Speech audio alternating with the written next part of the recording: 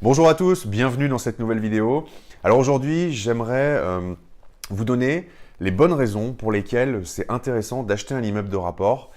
Vous savez, pour ceux qui me suivent depuis un petit moment, que je suis passé depuis quelques mois à l'investissement sur des immeubles de rapport, hein. J'ai acheté notamment 2 immeubles de rapport en l'espace de 3 mois. Et alors j'avais déjà fait un article sur le sujet il y a quelques temps sur pourquoi je suis passé sur ce type d'investissement. Mais voilà, je trouvais intéressant de repartager ça avec vous en vidéo parce que c'est vraiment un investissement qui pour moi vaut le coup. Donc c'est parti, ça se passe tout de suite sur immobiliermeublé.fr.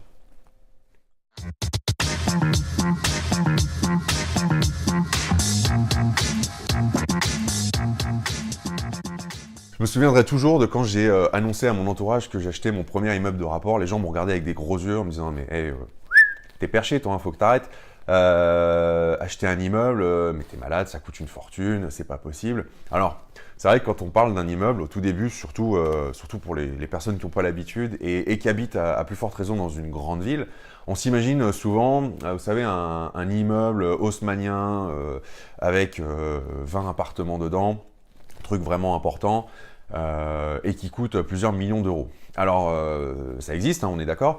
Maintenant, il faut quand même savoir qu'il y a aussi des immeubles de rapport beaucoup plus petits, hein, de 2 appartements, 3 apparts, 4, 5, qui ne sont pas forcément placés dans des villes énormes et qui, du coup, sont tout de suite sur des budgets beaucoup plus accessibles.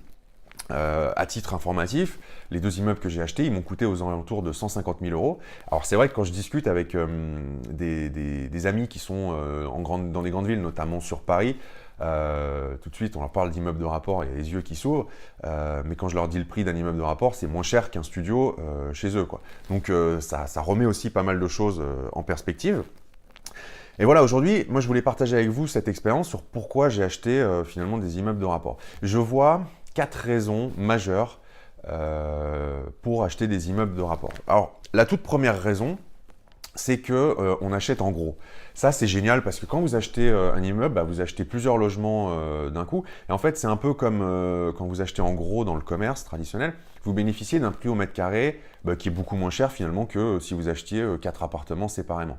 Donc l'avantage, bah, c'est que sur votre rentabilité, ça va s'en ressentir tout de suite parce que finalement, vous allez vous retrouver avec un prix d'achat moins cher. Les loyers, eux, vont pas être moins chers que si vous aviez acheté 4 appartements séparément. Et donc, finalement, vous avez une rentabilité qui est bien plus intéressante. Alors, le deuxième avantage, c'est que vous n'avez pas de copropriété. Ah, ça, c'est franchement génial.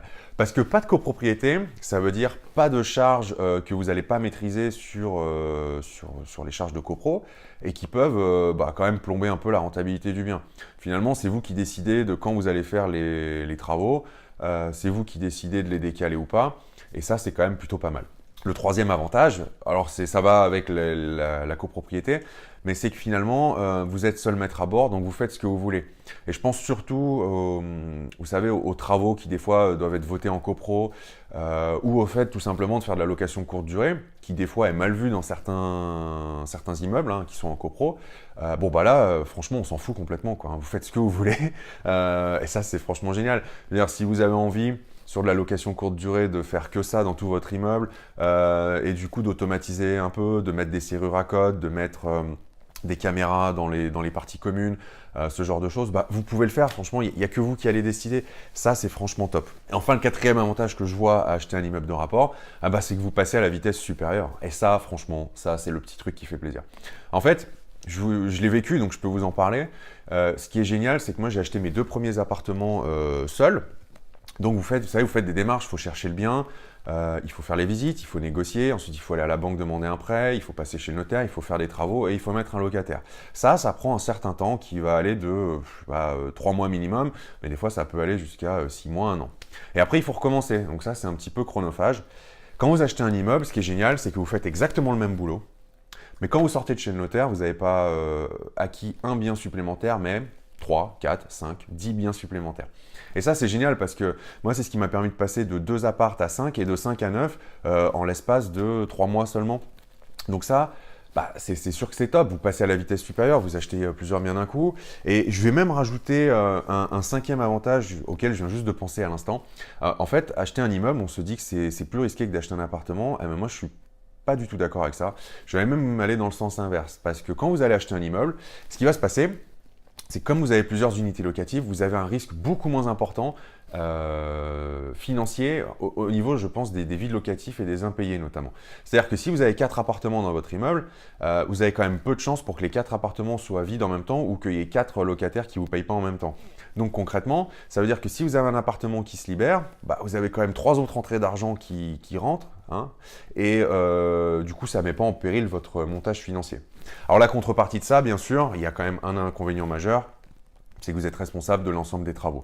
C'est-à-dire que s'il y a une toiture à changer, s'il faut faire des gros travaux, quoi que ce soit, vous êtes le seul à payer là-dessus. Donc ça, c'est la contrepartie d'une rentabilité plus élevée.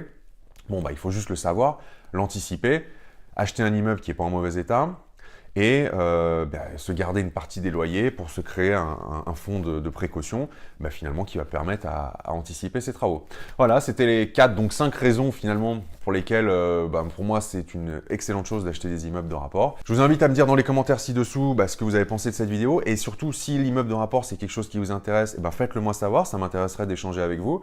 Et puis si vous voulez aller plus loin dans la démarche, en savoir plus sur la location meublée et sur comment elle peut vous permettre de ne pas payer d'impôts, je vous invite à télécharger librement et gratuitement mon livre, donc comment louer plus cher et payer moins d'impôts avec la location meublée.